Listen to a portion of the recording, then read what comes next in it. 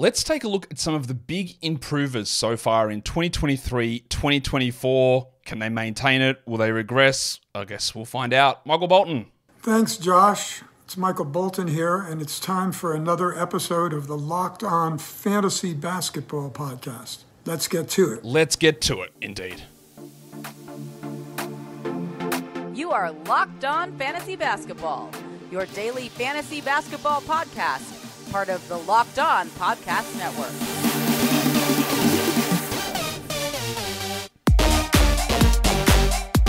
Hello and welcome to the Locked On Fantasy Basketball Podcast, brought to you by Basketball Monster. My name is Josh Lloyd, and playing with dolls is cool.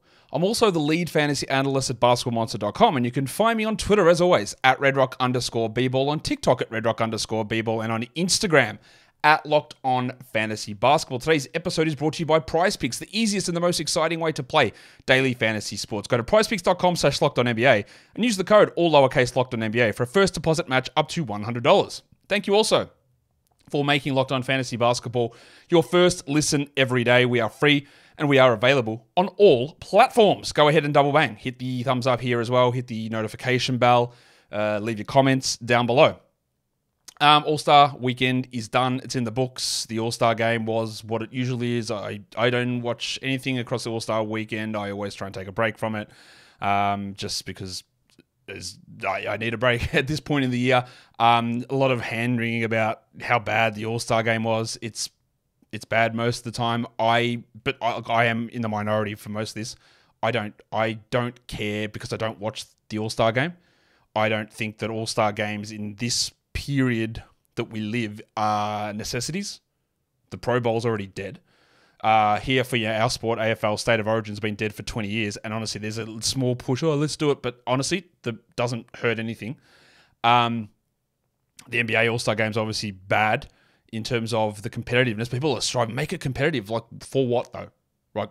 What's the purpose of that? I think one of the big draws from the All-Star game is, it appeals to kids. So we all think back to when we were kids and watching the All-Star game and seeing all these guys play and the big stars and all that sort of stuff. So we see that part of it. But also back in the day when we were kids, well, when some of us were kids, like, the internet wasn't a thing.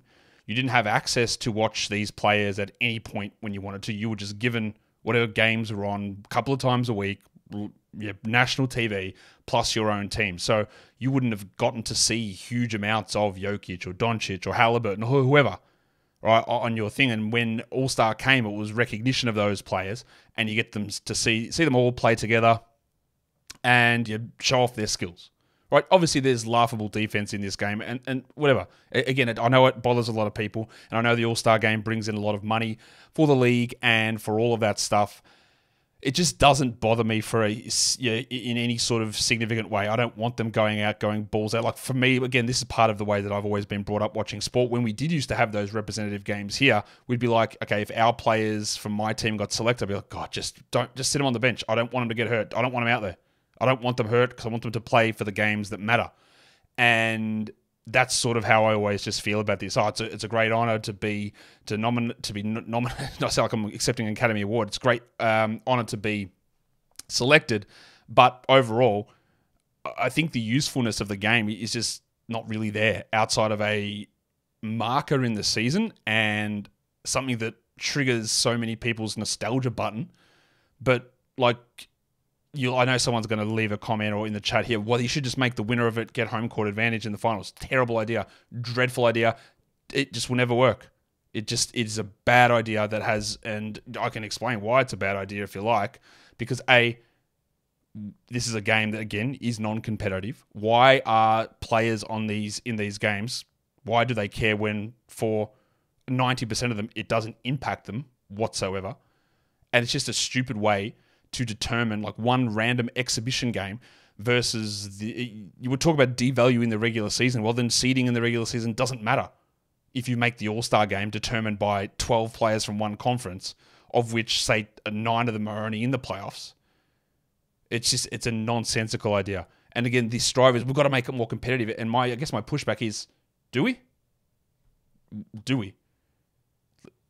Let's just make it fun. Look, if you're going to do it at all, don't give it the semblance of a real game. I don't think you need to do that. Just make it whatever. But anyway, that's I didn't even put a lot of thought into that. I just thought because All-Star Game was over, I'd just give some quick thoughts on it. I know I understand that I'm in the minority. People love it, and they love, I remember back at the All-Star Game. I don't feel that. So it's hard for me to have that idea because I just think that the break is good. The game is a complete side thing for me. So what are we doing in this show here today? Before we start to get back into the full, we'll do an injury show later in the week. We'll do a waiver wire show later in the week. We'll do a preview of the games coming up on Thursday later. That'll all come in a couple of days' time. But today, what I thought we'd do is look at the value of players from last season to this season and try and see who actually have been the big improvers. And I did that across numerous categories: points, threes, rebounds, assists, steals, blocks, obviously, field goal percentage, free throw percentage, in terms of overall statistical impact in category leagues, not just the raw number, but the impact. I included 3-point percentage as a category as well, because we know that's sort of a hidden influencer in terms of what that does to other categories. And I included usage as well as another category to look at. So they were the different categories I looked at. And I want to see which players had improved the most. And we did that based on a per 36 value as well. So it wasn't just, well, you've played more minutes here. You've gone from playing 10 minutes to 30 minutes, therefore your scoring has jumped all the way through the roof. It's about who improved their rates, who was able to do more in the same amount of time that they were out there. Just to get an idea of, that's great to know that they've improved, but is there maybe regression coming for some of these players? Because we've always got to be on the lookout for that. And what I wanted to do is, I used this to say who are the guys who had the biggest improvements, but I wanted to make it, I took the top 250 players in category rankings for this season, and I compared their value to last season. Obviously deleted guys like one-game legends like Keon Johnson or all the rookies, and took all of those guys out. Took the guys that are out for the season, so I'm not including Zach LaVine or Ja Morant and those sort of players in this year's values, because what's the point? We're not going to worry about whether they're regressing or not as we move forward, or progressing, or whatever's happening. So I took all those out. You don't need to know all the details, but that's sort of how I did it. And then wanted to see which players were in the top 5% of improvements in each of those categories. So we were down to about, I think, 210, 220 players out of the top 250 is what the number was. So who was in the top 5% of those individual category improvements, and then who had the most category improvements? So after all those categories that I just told you, the standard 8 categories, plus 3-point percentage and usage, so we did 10 different categories, there was one player who had 4 category improvements. That was the leader. The most improved player for fantasy this season was one guy who had 4 individual statistical categories that were in the top 5% of improvement rates. And I'm going to let you have a think about who you think that might be. Today's episode is brought to you by PrizePicks. PrizePicks is America's #1 fantasy sports app with over 3 million members. It is the easiest and the most exciting way to play daily fantasy sports as well. It is just you against the numbers. You pick more than or less than between 2 to 6 players' stat projections, and you watch the winnings roll in. It is, of course, demon time on PrizePicks. And you can now win up to 100 times your money with as little as 4 correct picks. You can turn $10 into $1,000. Demons and Goblins are the newest and most exciting way to play at PrizePicks. Squares marked with red demons or green goblins give you different payouts, and you can now win up to 100 times your money with as little as 4 correct picks. So don't be like Grant Williams in Demon Time and sent the you up message. Go to PrizePicks and see what you can do to turn your money into more money. So go across to prizepicks.com/LockedOnNBA and use the code LockedOnNBA for a first deposit match up to $100. That is prizepicks.com/LockedOnNBA. The code is LockedOnNBA for a first deposit match up to $100. PrizePicks, pick more, pick less. It is that easy. Look, this isn't a sort of show that I've really done before mid-season, and some of the methodology, maybe we could narrow that down. But again, a general rule, top 250 players, took out the guys who weren't playing rest of season, who didn't play last season, who were either ridiculously low minutes this season or ridiculously low last season, to try and get an idea there. And then we looked at the top 5% of improvers across those 10 different categories. Have you figured out who the #1 guy is? Who was able to improve in 4 of those 10 categories, or be in the top 5% of improvers in 4 categories? I'm not going to keep you wondering anymore. It is your mate, Scotland Barnes. Barnesy was able to improve in 4 separate categories. His points, He went up 4.7 points per 36 minutes. It's a big jump, man. Again, obviously, I misprojected Scotty Barnes in the offseason. I was not impressed by his year 2. And yes, while they were losing Fred VanVleet, I didn't think that Barnes would take a massive, massive leap forward. And that leap forward sort of been muted, I guess, a little bit, but he's improved in a few different other areas which have really helped. His usage has gone up 5 percentage points. I think I had him projected about 3.5 percentage points, so he's bumped up there. So he's got more usage. He's taken on more load, giggity. His three-pointers made has gone up. He's making an extra 1 3 per 36 minutes. Or 0.97, actually. 0.98 per 36 minutes. That's a huge jump. Obviously, his percentages have risen. His three-point percentage is up 7 percentage points. His field goal percentage is up 1.7 percentage points. His free throws are up only 0.64, so it's about the same. But he's been able to increase scoring. He's been able to increase usage by 5 percentage points. He's been able to increase his block rate as well by 0.67 per 36. And again, one of the major things that we often see with players is once your offensive role increases, your defensive statistical contribution in steals and blocks usually drops off. So Barnes sort of blocked that trend. He took his scoring up. He took his usage up. His three-point shooting went up. And he was able to do more shot blocking, up by 0.67 per 36. So I say all this to say it's been great from Barnes. Is there anything there that screams to us regression, I guess is the question. Is there anything we look at there and go, well, he basically improved across the board. His rebounds per 36 up, his assists per 36 are up, field goal percentage, free throw percentage, that was all up as well. His three-point percentage, I said already, was up. His usage is up. His true shooting is up. I'm going to look at his field goal percentage impact. The only thing that went down is his free throw percentage impact. So he's actually a little bit more of a negative there. Even though his percentage went up, the volume increased enough and the overall league average improved enough that he's now more of a negative in free throw percentage than he was. So he's improved right across the board. So is there any room here for worry about what might decrease? The blocks is always one where you got to worry a little bit about volatility. And with Olynyk and Pirtle both there, and if Olynyk plays more power forward, that will impact Barnes. The shooting, I'm still not 100% that Barnes is going to be as good of a shooter as he's been, so maybe that regresses. But he's been obviously strong across the board, and I think he's going to hover very comfortably in the top 50, probably in the top 30, top 40 zone. And his minutes, he hasn't really changed his playing time, which is also interesting. I thought maybe he'd play more, and he did early on this season, but he's only playing 0.39 minutes extra per game this season. So he's the number one improver. Next, we had a bunch of players who he jumped up 4 categories. We had a bunch of 7 other players who jumped up to be in the top 5 percentage improvers in 3 different categories. And interestingly, the next guy we're going to talk about is the guy that finished second in Rookie of the Year to Scotty Barnes, and it's Evan Mobley. Now, Mobley is a really interesting case because obviously he had the knee injury, which cost him a lot of time to begin this season. But he's been able to improve a lot. His rebound numbers are up 2.3 rebounds per 36. And that's while playing alongside Jarrett Allen for a lot of the season. Now, some of that is Allen having some limited minutes early in the year, I guess, but Mobley's still doing a lot more rebounding, and they are really sort of working to split these guys up even more than usual. Probably the biggest key here is that Evan Mobley now is hitting threes. He's still not taking a huge amount, but his three-pointers made per 36 are up 0.09. It's a small amount, but he's 20% better. He's 41% from 3 versus 21% from 3 last season. That's obviously a really significant difference. Really significant. Now, part of the issue that his three-point attempt rate hasn't actually improved.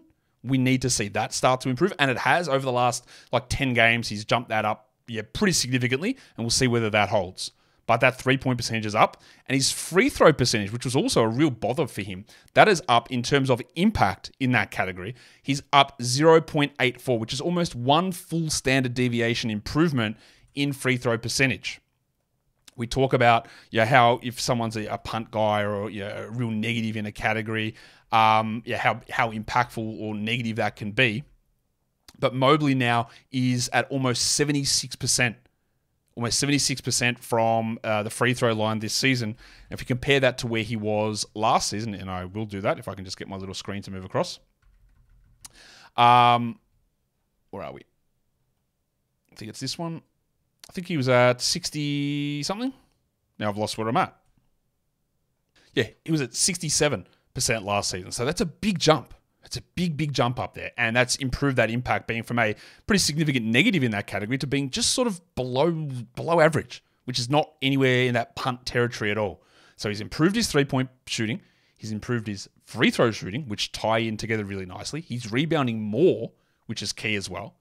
And he's also playing fewer minutes.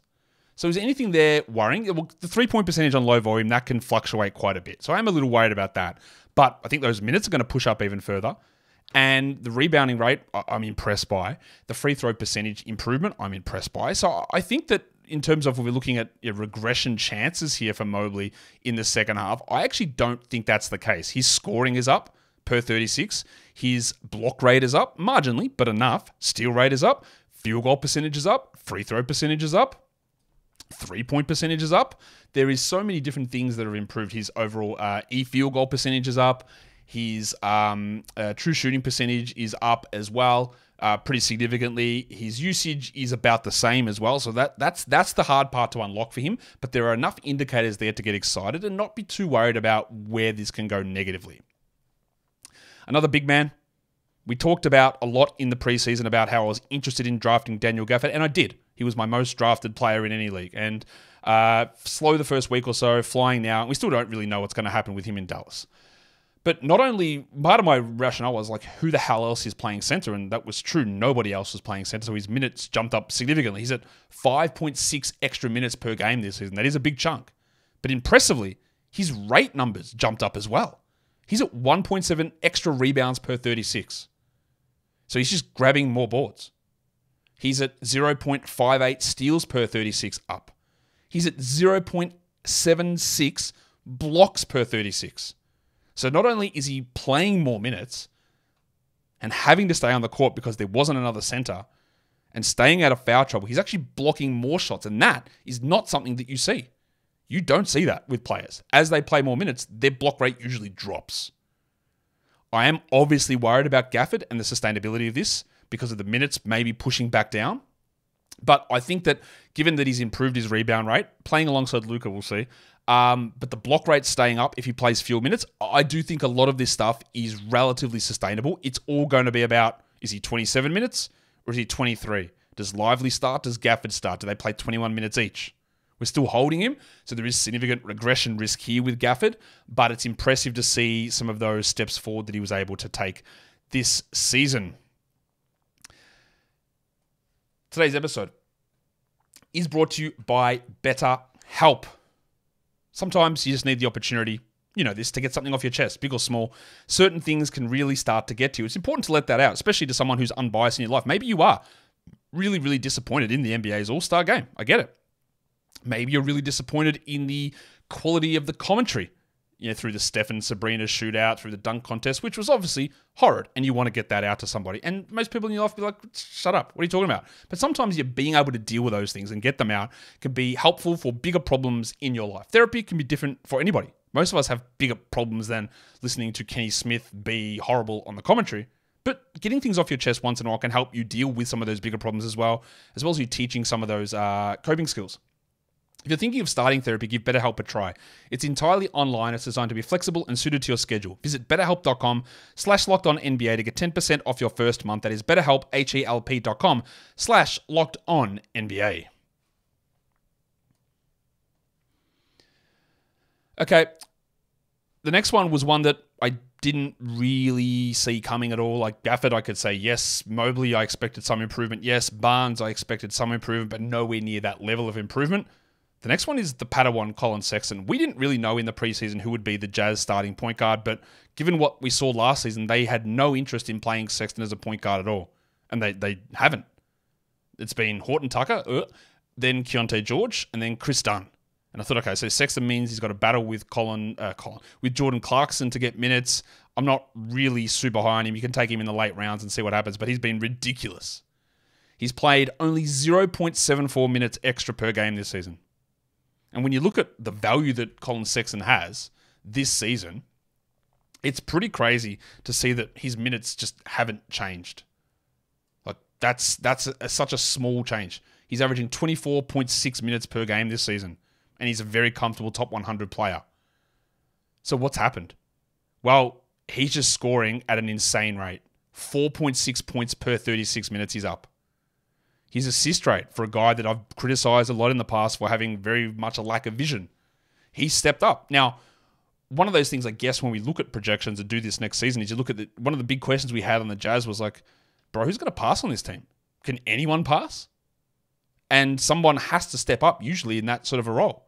And Olynyk did a bit more of that. Markkanen doesn't really do much of that. The rookies, like Keontae George, he didn't really do much of it. So Sexton stepped up. 2.3 assists per 36 increase.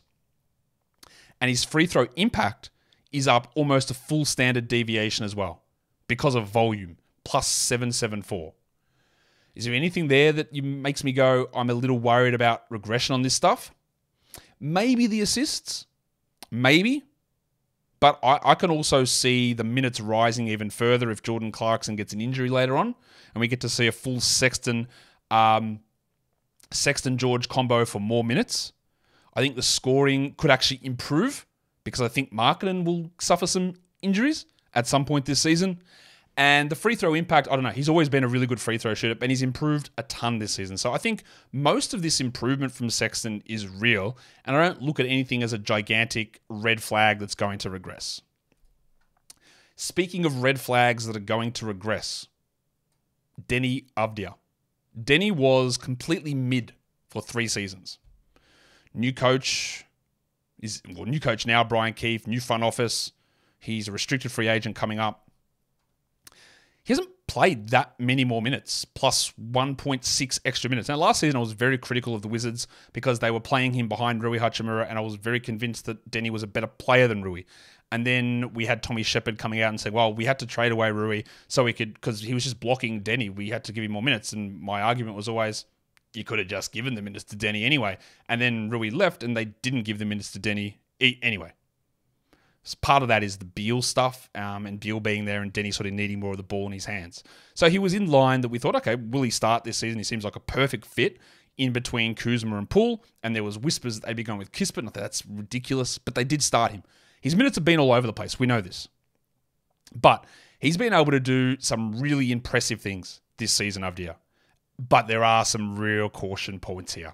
He is averaging 5.2 points per 36 minutes more than he did last season. Now, there was always going to be an improvement in usage because of the absence of Bradley Beal. That's not hard to figure out.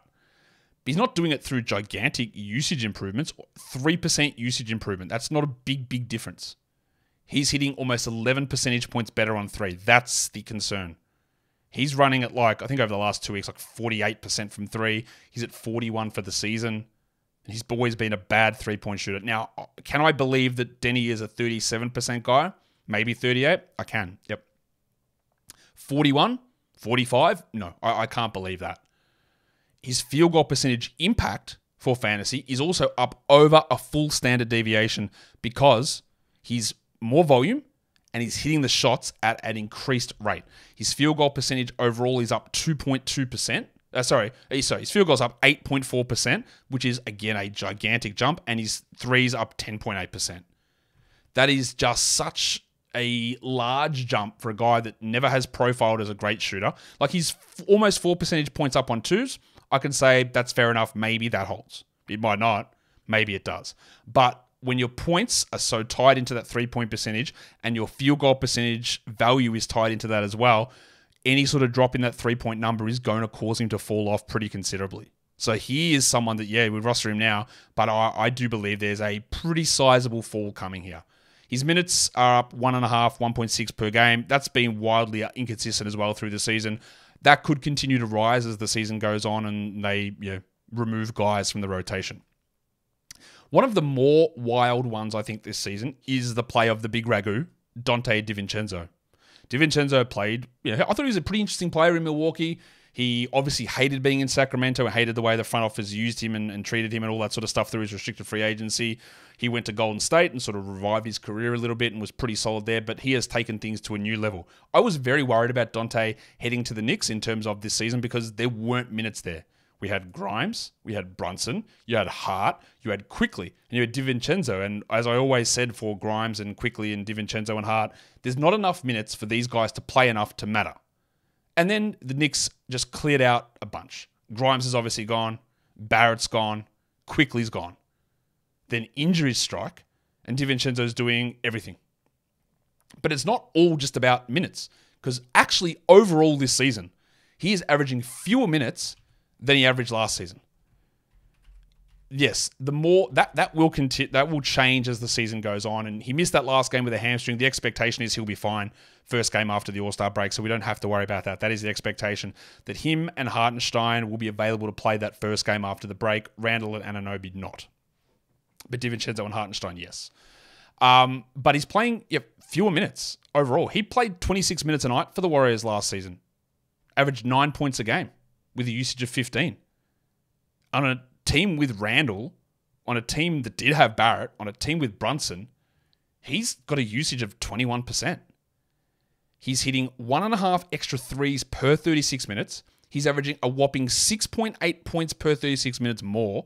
His usage is up 5.57 percentage points while his minutes being down. And honestly, I'm not sure what sort of stuff regresses. He's hitting 41% from three. He was at 40 last season. That's not a big deal. He's at 55 from two. He was at 53 last season. That's not a big deal either. His free throws are actually well down. He was at 82 and 84 the last two seasons. He's at 73 this season. That can actually improve. It's all about getting way more shots. Now, the problem is going to be is that Anunoby and Randall are all going to filter back in. And then DiVincenzo's minutes, which are already down from last season, and they're sitting at 25. But a lot of his value has come over the last month or so when he's a top 70, top 50 player.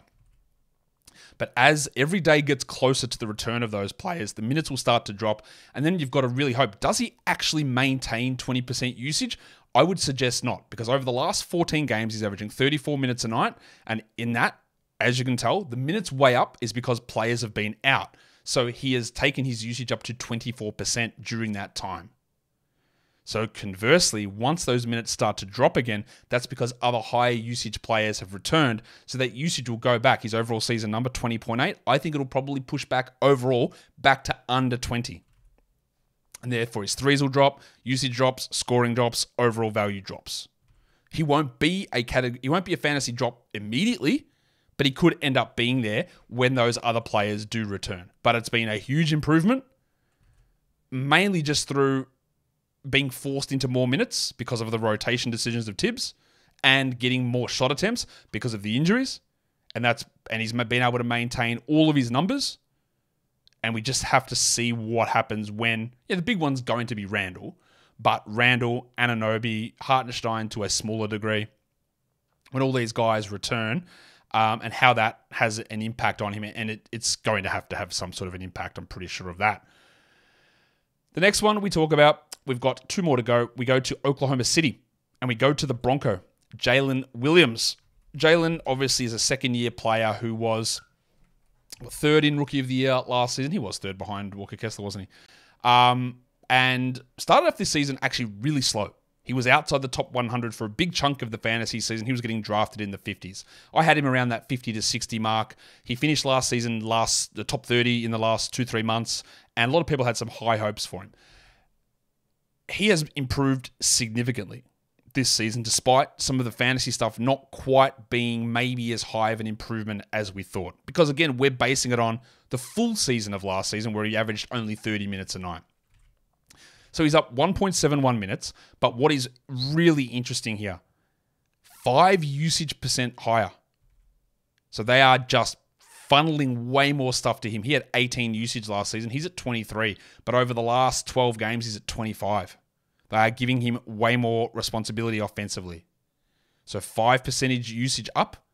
He's shooting an incredible almost 10% better from three. He went from 35 to 45. Now, anytime you see someone shooting 45% from three, you look at it and go, I worry for a 15-game, 32% cold streak. That is a worry for me, and it is possible. So that's always going to give me some level of pause. But the scoring is up 4.8 per 36 because the three-pointers are up, because the usage is up, He's playing 1.7 minutes a night, and those minutes I think might even rise a little bit more. So he's improved. He's been awesome. He's their second best player. Well, actually, Chet probably is, but that's close between those two, whatever you want to say. But the worry there is like 10 percentage points on threes. It's not that he went from 20 up to 30, which you go, that's easily, like you can easily do that. He went up from 35 to 45. And 45% from three is a hard thing to maintain. Yeah, he doesn't take a huge volume, and that's probably something he needs to do. But if he starts taking more threes, how does that impact the overall scoring, field goal percentage impact, and overall fantasy value? But another awesome season. The last one on this list is the rabbit hunter, Alex Caruso. Caruso has been someone that we've always liked from a fantasy perspective, but never seemed to get enough minutes. Never was out there enough and would always get hurt. And that was the same thing this season. He was hurt so much early on, but after about his third injury with his toe or his ankle, he came back and he just basically is playing through everything. And we thought that they would just never be able to play him more than 26, 27 a night. But no, he plays like 31 a night now. Zach LaVine is out for the season, so we have got 31 minutes a night over the last 26 games for Caruso. So his minute totals, he played 23 and a half last season. His minutes are overall up 3.6, but they're up almost 7 over the last 2 months. His points per 36 are up significantly, 4.5 points per 36. He averaged 5 points a game last year. He's up to 10 this season. He's doing that by improving his usage almost 3 percentage points as well. His 3-point shooting's gone from 36 to 40%, and he's doing that by taking more threes, up from 53% attempt rate to 60%. And then the thing that's really interesting is his block numbers. He's always been an elite defender, one of the best perimeter defenders. You could argue maybe the best perimeter defender in the NBA. He's always been good at that. But he has taken his block numbers through the roof. Over the last 12 games, he's averaging 2.1 blocks. He is at 0.5 blocks per 36 higher this season than last season. That's a big number. As I said, it's the top 5% of all sort of fantasy relevant players in terms of improvement. He's only at 1.2 blocks for the season, so I'm a little worried that this level of improvement has been really fueled by these last string of games where he's had 1 block, 4 blocks, 0, 4, 2, 3, 2, 1, 2, 3. Because prior to that, it was 1, 2, 1, 3, 1, 1, 1, 1, 1, 1, 0, 0, 1, 0, 1. All right, why is he on this real hot streak of blocks? I'm a little worried about that. And I'm always going to be worried about injuries. But the fact that LaVine's not there means that that usage can stay high, the minutes can continue to rise. I'm a little worried about the blocks. They also brought him off the bench last game with Drummond starting and Dosunmu starting as well. I don't think that'll be the case. I'm pretty excited about what Caruso can bring. I just think a lot of his recent value, though, has been really fueled by an insane run of blocks. And I'd just be a little bit cautious about that holding. And that is they're the top 8 players. I'll quickly run through the list of who was after those guys in terms of most categories improved in, or most categories in the top 5% of improvements. After Caruso is Dort, it's Jalen Smith, it's Shea, it's Doncic, it's LaMelo Ball, it's De'Aaron Fox, Alperen Şengün. Again, I don't think people should be surprised about really any of these. After Şengün, it's Jalen Duren, Austin Reeves, Marcus Smart, interestingly, Karis LeVert, Corey Kispert, Joel Embiid, Kobe White, Ayo Dosunmu, and actually Draymond Green. Just behind them, Trae Young, CJ McCollum, with just one category improved. But that's the next list of names. So some interesting names there. Again, just sort of something I think just to stimulate your thoughts about where we're at in the fantasy season. And I hope this gave you some value. Don't forget to be a double banger, which I'm sure you already are. That means you just download the audio or you listen to the audio, play it through. That's great. And then you go and let the YouTube video play through. Just bump the numbers up. Let's pump them through. We're already at our most successful season ever, and I want it to continue to grow and grow and grow. Let's start to challenge some of these fantasy football shows as well and get numbers bigger than them. Maybe? Probably not. All right, guys, we are done here. Thank you so much for listening, everyone. See ya.